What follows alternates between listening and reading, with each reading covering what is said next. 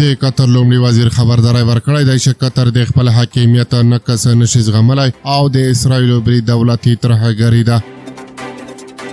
ورته مهال د افغانستان اسلامي امارت په قطر د اسرائیلو برید په سختو ټکو غندلی او ویلي دي چې د اسرائیلو وحشیانه ظلمونو ته باید د پای ټکی کېښودل شي. سلامونه ستړي مه شئ، وخت مو په خیر. پام وکړئ د ایران ټي وي یوټیوب چینل څخه د نن ورځې تازه او مهمو خبرونو ته. د قطر لومړي وزیر او د بهرنیو چارو وزیر شیخ محمد بن عبدالرحمن د اسرائیلو له برید وروسته د سهشنبې په شپه په یوه خبري غونډه کې وویل چې قطر به د خپل حاکمیت او امنیت نقضول ونه زغمي او پر دوحې د اسرائیلو برید دولتي ترهګري وبلله. نوموړي په ډاګه کړه چې د قطر دولت د اسرائیلو برید ته د ځواب ویلو حق ځان ته محفوظ ګڼي او د ځواب ویلو لپاره به ټول اړین اقدامات ترسره کړي. نوموړي همدارنګه په بهرنیو چارو وزارت کې د دولت د وزیر په مشرۍ د یوه ټیم د جوړېدو خبر ورکړ څو د یاد برید په تړاو ټول قانوني اقدامات ترسره کړي. نوموړي په دې اړه زیاته کړه د قطر دولت د اسرائیلو د برید د ځواب لپاره له ټولو ورونو او ملګرو هیوادونو سره اړیکه نیولې او هر ډول اقدامات به په راتلونکو ورځو کې اعلان شي.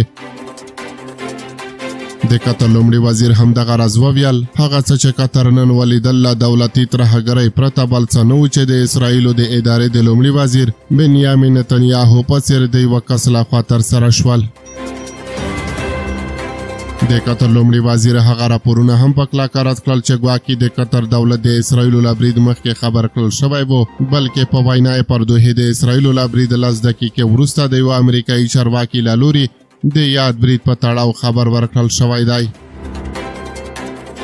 د نوموړي په وینا اسرائیلو په دغه برید کې له داسې توغندیو استفاده کړې ده چې هوایي سپیرونه یې نشي موندلی او زیاته یې کړه چې سره له دې چې دمګړۍ په غزه کې د سولې لپاره خبرې درول شوې دي، خو قطر پر غازي د روان ناورین د پای ته رسولو لپاره خپلو هڅو ته دوام ورکړی دی. ورته مهال د افغانستان اسلامي امارت په یوې اعلامیه کې د قطر په دوحه کې د حماس پر دفتر د اسرائیلو برید غندلی دی.